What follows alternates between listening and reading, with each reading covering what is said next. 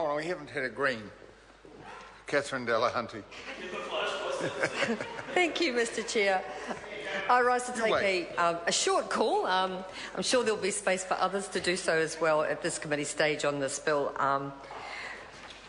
I want to speak about the real cost of the health issues associated with some veterans from experiences that I've had. And those both in my partner's family with his father and with the Vietnam veterans whom I travelled this country with on a tour called People Poison Daily. So we cannot underestimate the real cost of the trauma of war.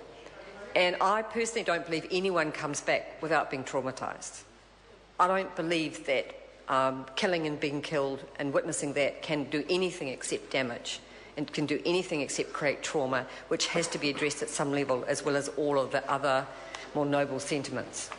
And when I see the pain that gets carried and passed on from the generations, psychological pain, I think there's a really great need for the resources to go in to support veterans and to support them to recover from some of that trauma. And I'm thinking of people who went to Afghanistan and were extremely traumatised and in ways that you wouldn't even imagine from participating in what was supposedly not even really our war.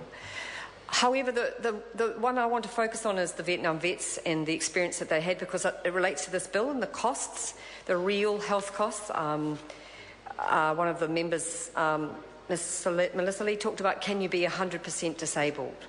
When people are exposed to Agent Orange, which is dioxin, they can indeed be alive but 100% disabled.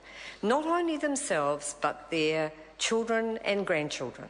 So we're talking about intergenerational poisonous effects from a chemical that was in some places manufactured in this country and used to destroy the population of Vietnam, destroy the jungle. It's a defoliant. And it's a toxic, chlorinated, persistent chemical, but it also affected the bodies of our veterans, who were the last thing, whatever reason they went to Vietnam, and I was not a supporter, and I'm still not, whatever reason they went, they did not expect that they would be poisoned, that their families would be poisoned, and that their children would be poisoned, and that their wives' lives would be affected, and that they would be compromised by an exposure to a defoliant. And when we travelled the country with the People Poison Daily, the veterans told us their stories. And these stories are not pretty stories. They're stories of a multiplicity of effects that are difficult to diagnose, let alone to fix. So it's not a matter of just identifying a health issue and getting the funds to pay to fix it. Dioxin poisoning can't be fixed.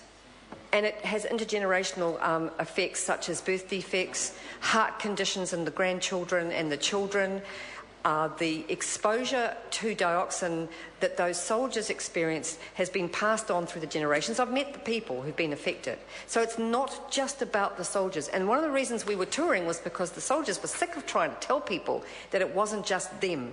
They wanted their children and grandchildren acknowledged as well. And there's a lot of rhetoric about war in this House, and a lot of rhetoric about service. But actually the reality is, for people who come back damaged like that, they are entitled to be looked after, and we have to be listening a lot harder to them. And so I was very concerned when I heard their stories about how little support they actually had. I was very, very concerned to see the effects that dioxin poisoning had on these people and on their families, the real price of throwing poisons around in a war zone. And when you see the phosphorus bombs that are forming on Gaza today and tonight, and the uranium that was used in, and the cluster bombs that were used in Afghanistan, the uranium that was used in Iraq, the endless use of chemicals, we have to realise that we're creating a cost for these people, not only the soldiers, but the citizens of those countries who live with the permanent effects. And we should apologise to the Vietnamese people for that, if nothing else, and we should protect these veterans with the long-term consequences. Their children and their grandchildren are going to need help because they have been poisoned by one of the worst chemicals ever used on this planet. which is still used in other forms but no longer called Agent Orange and no longer used in quite the same way. But we found new ways to include toxic chemicals in war. We found new ways to poison and destroy people and create cancer, because the dioxin created cancer, Mr. Chair. Mike Mr. Sabin. Chair. Oh, goodness me, I had more. Mike Sabin. Thank you, sir. Members, a little perplexed, I feel, sir. Mr. Chairman, I just want to actually acknowledge a few members on the committee, in particular.